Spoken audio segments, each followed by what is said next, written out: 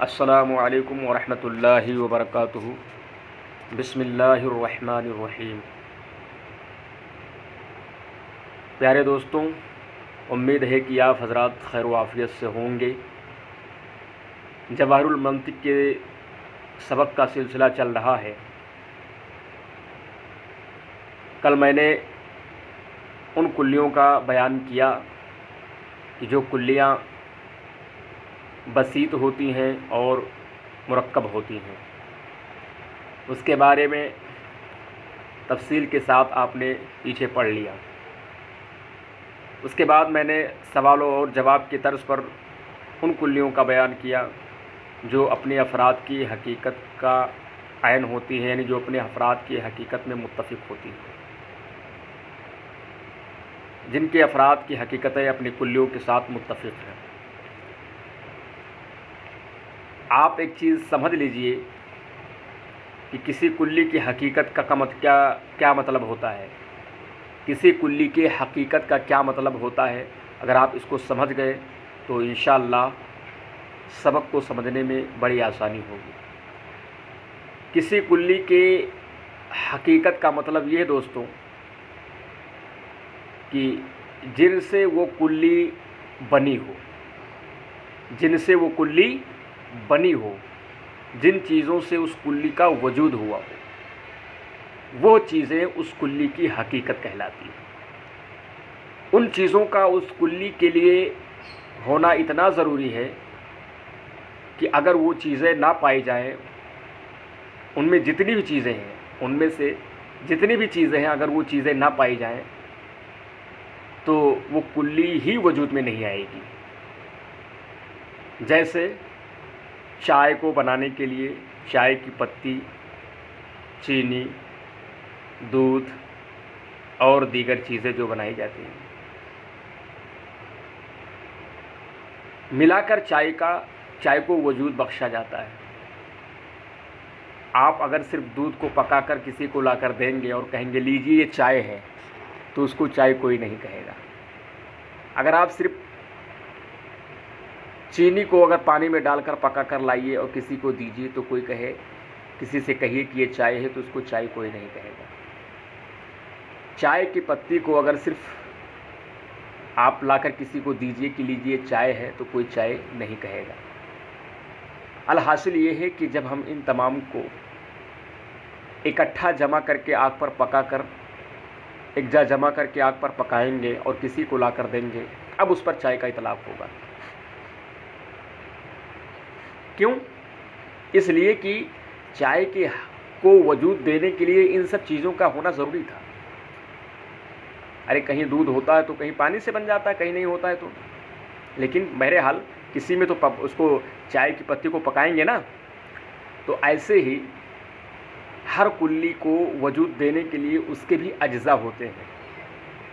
ان جزوں میں سے اگر کوئی بھی مفقود ہے، کوئی بھی جز نہیں پایا گیا ہے یا کوئی بھی جز نہ پایا جائے گا تو اس کلی کا وجود نہیں ہوگا۔ اور انہی جزوں کو، یعنی جن جزوں سے وہ کلی وجود میں آتی ہے، انہی جزوں کو اس کلی کی حقیقت کہتے ہیں، انہی جزوں کو اس کلی کی حقیقت کہتے ہیں۔ جیسے انسان یہ حیوان اور ناطق کے مجموعے سے بنا ہے، یعنی حیوان اور ناطق یہ انسان کی حقیقت ہے۔ انسان کے جو اجزاء ہیں، یعنی جو جز ہیں، وہ حیوان اور ناطق ہیں۔ ان میں سے اگر کسی کو بھی ہم ہٹا دیں تو انسان کا وجود نہیں ہو سکتا۔ صرف حیوان کو ہم انسان نہیں کہہ سکتے، کیونکہ حیوانات اور بھی بہت سارے ہیں۔ صرف ناطق کو ہم انسان نہیں کہہ سکتے۔ کہنے کا مطلب ہے کہ انسان کو انسان ہونے کے لیے ضروری ہے کہ اس کے اندر حیوان اور ناطق یہ دونوں مل کر پائے جائیں۔ انہی دونوں سے انسان کا وجود ہوگا۔ اگر یہ دونوں انسان کے اندر نہیں پائے جائیں گے تو انسان کا وجود نہیں ہوگا، اور انہی دونوں کو انسان کی حقیقت کہیں گے، انسان کی حقیقت کہیں گے۔ ایسے ہی حیوان بھی ایک کلی ہے اور اس کی بھی ایک حقیقت ہے۔ اس کی حقیقت کیا ہے؟ تو ہم چلیے یہ دیکھیں گے کہ حیوان بنا کن کن چیزوں سے ہے۔ جن جن چیزوں سے حیوان بنا ہوگا وہی چیزیں حیوان کے لیے حقیقت بنیں گی۔ تو ہم نے پیچھے پڑھا تھا کہ حیوان کسے کہتے ہیں؟ جسم نامی حساس متحرک بالارادہ کو کہتے ہیں۔ یہ اصطلاح میں آپ دیکھیے، یہ اس اصطلاح میں ہے نا، یہ جسم نامی حساس متحرک بالارادہ کو حیوان کہتے ہیں۔ سمجھ رہے ہو؟ تو اب ہمیں پتہ یہ چلا کہ حیوان جو ہے جن چیزوں سے بنا ہے وہ جسم نامی ہے۔ جسم نامی وہ جسم جو بڑھنے والی ہو، حساس یعنی جس کے اندر محسوس کرنے کی صلاحیت ہو، طاقت ہو۔ ورنہ تو بڑھنے والا درخت بھی ہوتا ہے، تو کیا وہ بھی حیوان ہو جائے گا؟ درخت اور حیوان میں کیا فرق ہے؟ یہی فرق ہے نا کہ حیوان کے اندر بھی نموت ہے، یعنی بڑھنے کی صلاحیت ہے، درخت کے اندر بھی بڑھنے کی صلاحیت ہے، لیکن حیوان جو ہے درخت سے کس چیز میں ممتاز ہوتا ہے؟ اسی چیز میں ممتاز ہوتا ہے نا کہ درخت کے اندر احساس کرنے کی صلاحیت نہیں ہے، محسوس کرنے کی صلاحیت نہیں ہے، حیوان کے اندر ہے۔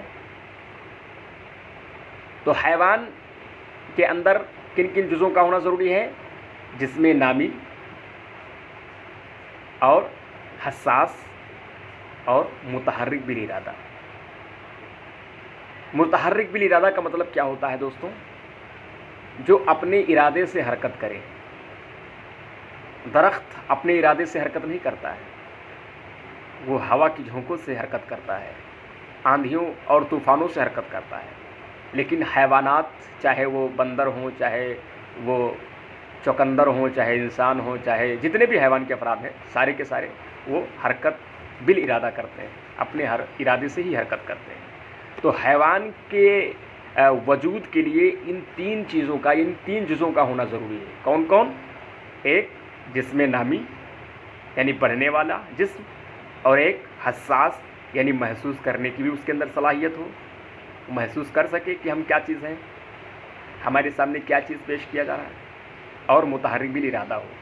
تو یہ تین جز ہیں جن سے حیوان وجود میں آیا ہے، اور یہی تینوں جز حیوان کی کیا ہوں گی؟ حقیقت ہوں گی۔ کیا ہوں گی دوستو؟ حیوان کی حقیقت ہوں گی۔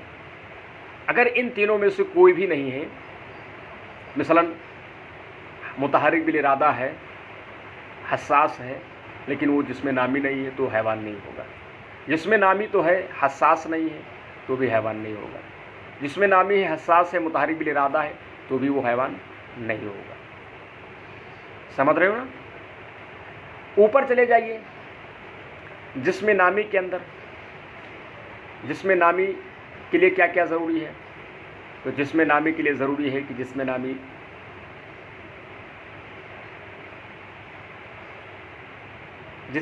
نامی ہو، جسم ہو، اور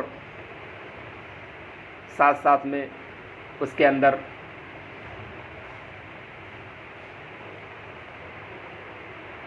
دیگر اور چیزیں پائی جاتی ہوں۔ جسم نامی کی حقیقت میں کیا کیا داخل ہے؟ جسم نامی ہے، یہاں پر آپ نے دیکھا تھا کہ جسم نامی کی حقیقت میں جسم نامی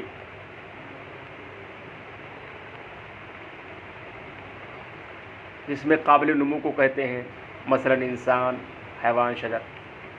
ہاں، تو جسم نامی کی حقیقت ہے کہ اس کے اندر بڑھنے کی صلاحیت ہو۔ اگر بڑھنے کی صلاحیت نہیں ہے تو وہ جسم نامی نہیں ہوگا۔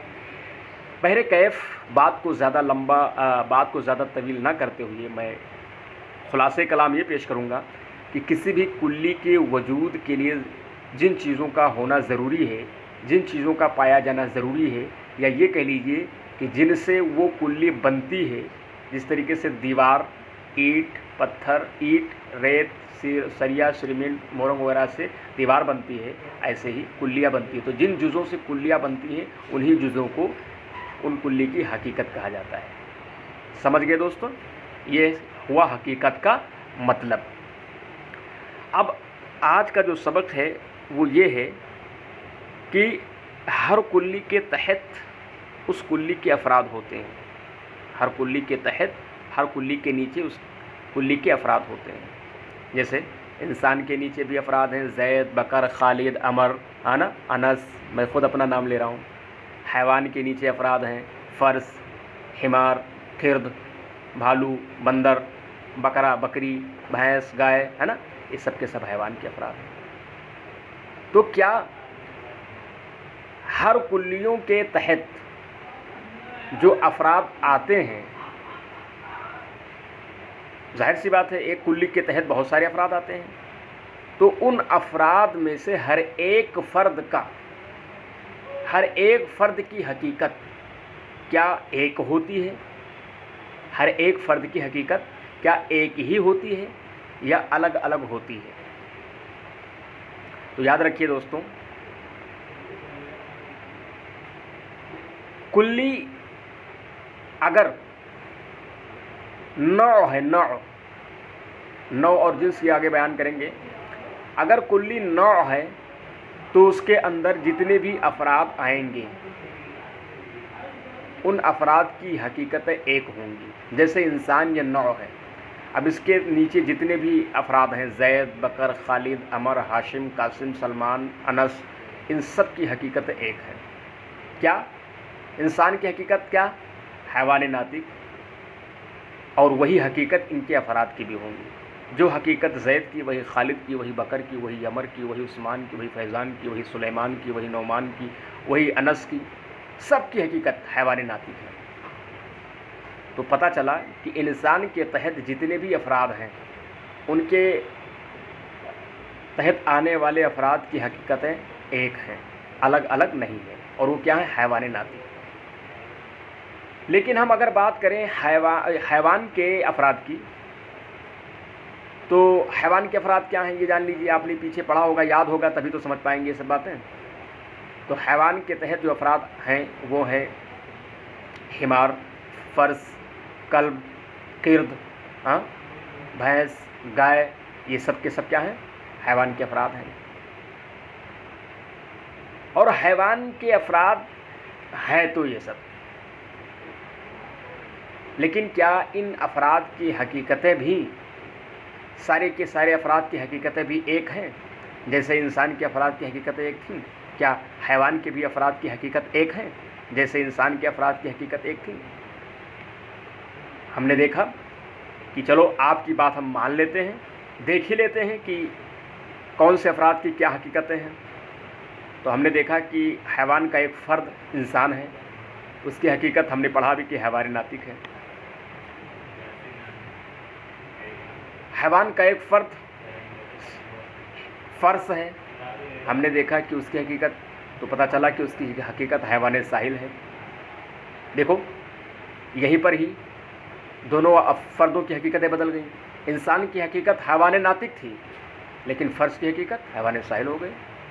आगे बढ़ते हैं, हिमार को लेते हैं, हिमार को देखते हैं कि इसकी हकीकत क्या है। तो हमने देखा कि हिमार की हकीकत हैवान नाहिक है, इसकी भी हकीकत बदल गई।